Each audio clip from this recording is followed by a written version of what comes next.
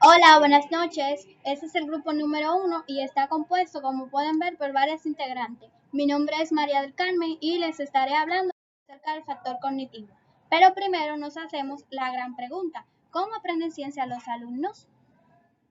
Bueno, el propósito de la enseñanza de las ciencias es desarrollar la capacidad del alumno para entender el medio natural en que vive.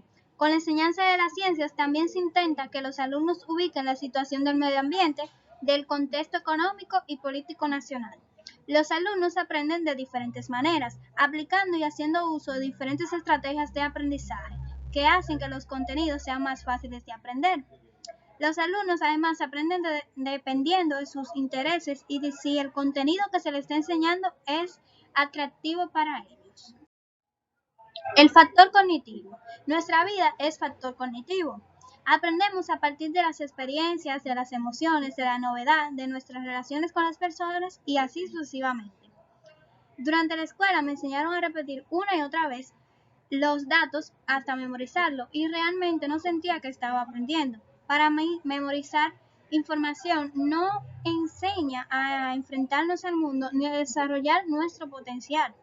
Nuestra educación y los aprendizajes que podemos adquirir define quién somos, como ya claro lo he dicho. Pero a pesar de todos los avances y descubrimientos que se han hecho en el campo del aprendizaje cognitivo humano, no los aplicamos correctamente a la educación. Un buen aprendizaje cognitivo pasa por el uso de las emociones, la sorpresa,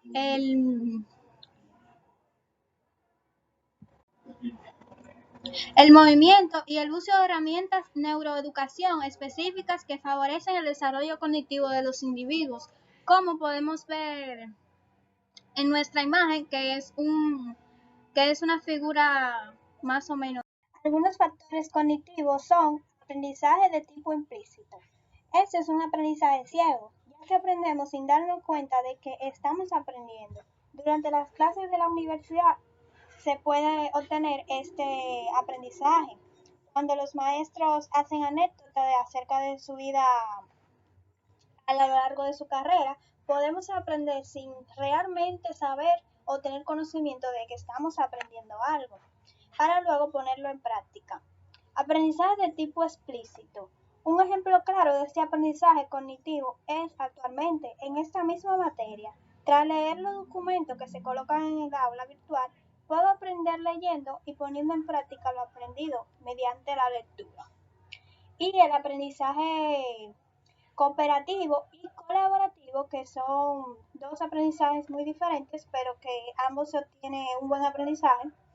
El aprendizaje cooperativo se viene dando desde la primaria hasta la actualidad, ya que a menudo los maestros optan por esa estrategia para una buena mejora en el aprendizaje del alumno. El objetivo es que cada miembro aprenda dentro de sus posibilidades y que además se favorezca un trabajo en equipo.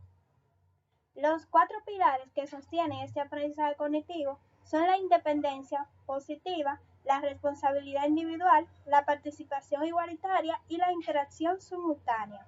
En cuanto al aprendizaje colaborativo, que es ese que estoy señalando aquí, este no es similar al cooperativo. En el colaborativo generalmente es un educador fuera del grupo quien propone un tema y se desarrolla en un grupo. Este tipo de aprendizaje lo utilizan mucho mis maestros actuales. Estos son algunos de los tantos factores cognitivos que utilizan mis maestros. Entonces, como docente, una mejora que considero muy importante sería capacitar mejor al profesorado en cuanto a la tecnología y así poder poner en práctica estos tres factores que me parecieron muy importantes hoy en día. Muchas gracias. Buenas tardes, mi nombre es Carolyn Reynoso y les voy a hablar de cómo aprender ciencia con el factor social. La ciencia es de vital importancia, no tanto en el ámbito científico, sino también a nivel social, ya que esta implica el que la sociedad tenga que intervenir en el factor para aprender ciencia. Nosotros como futuros maestros y ya con un conocimiento previo, acerca de cómo impartir docencia. A la hora de nosotros dar clases de ciencias, es de vital importancia asociarlo al conjunto social, ya que la sociedad no puede ir desligada de la ciencia.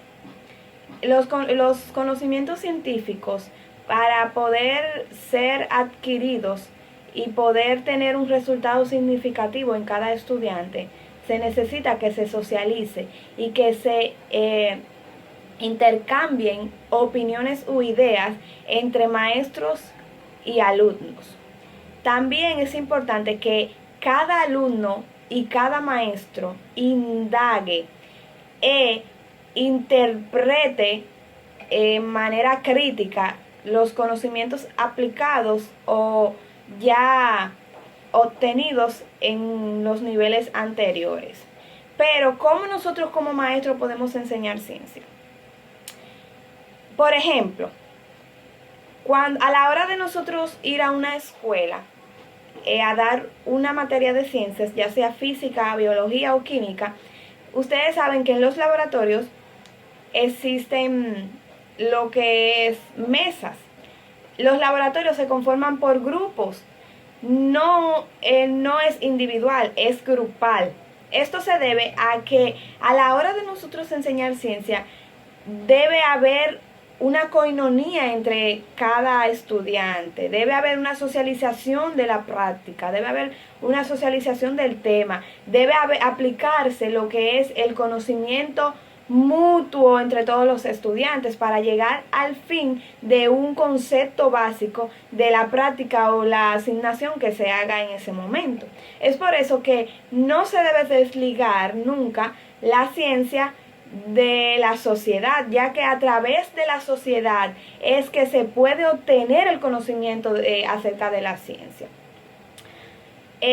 Anteriormente, nuestros autores científicos y demás personas que descubrieron, que crearon e indagaron acerca de la ciencia y muchas de esas ramas, lo hicieron a través del conocimiento, de la investigación, de la hipótesis, de la observación, de la comparación, del análisis entre un conglomerado de personas.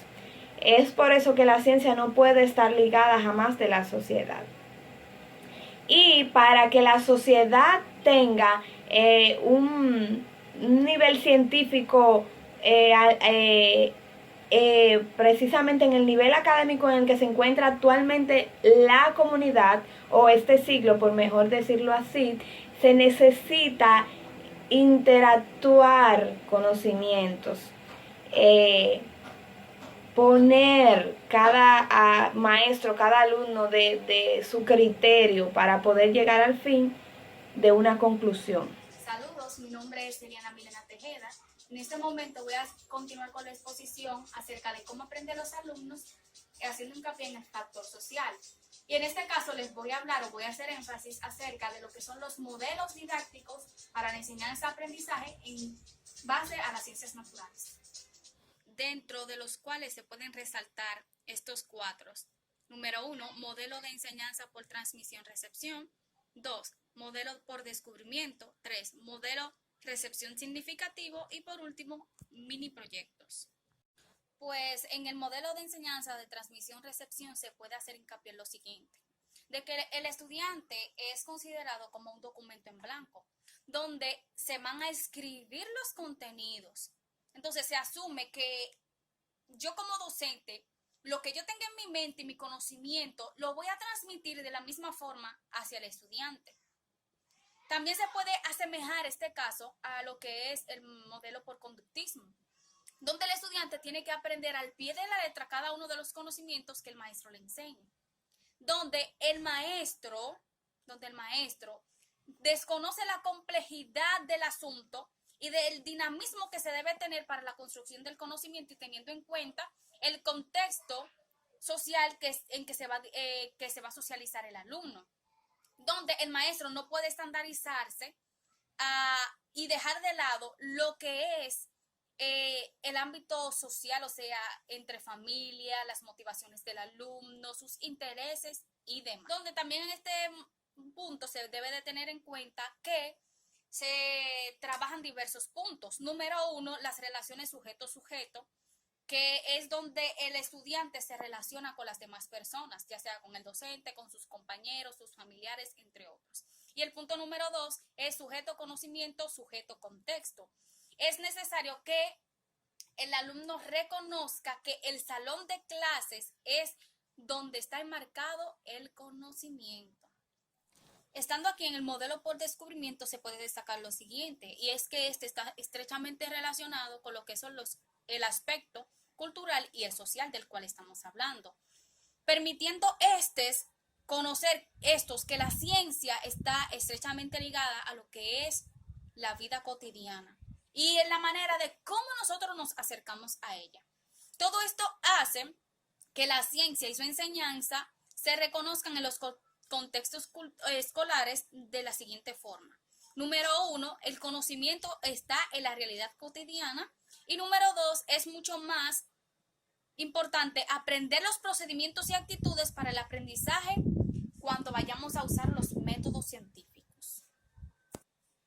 De una manera u otra, a nosotros como estudiantes nos consideran como que adquirimos el conocimiento mediante tenemos el contacto con la realidad, donde hay una frase interesante en este caso y dice, de esta manera el modelo se plantea que la mejor forma de hacer ciencia es haciéndola, valga la redundancia, donde la frase es hacer y aprender ciencia.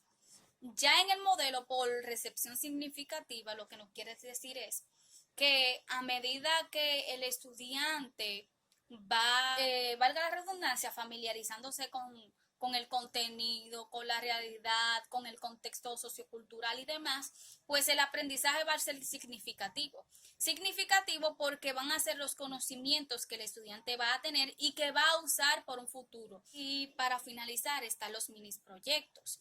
Los mini proyectos no son más que una pequeña tarea que van a representar situaciones donde el estudiante, con ayuda de sus compañeros y una explicación de su maestro, van a realizar para sacar ellos mismos conclusiones que ellos comprendan que puedan pues ser las mejores en diversas situaciones de la vida, en tanto a la escolaridad, o sea, cómo aprenden, teniendo en cuenta que esa experimentación que va a realizar el alumno en cuanto a los mini proyectos se va a dar en un contexto de ambiente dialógico entre el estudiante y el maestro.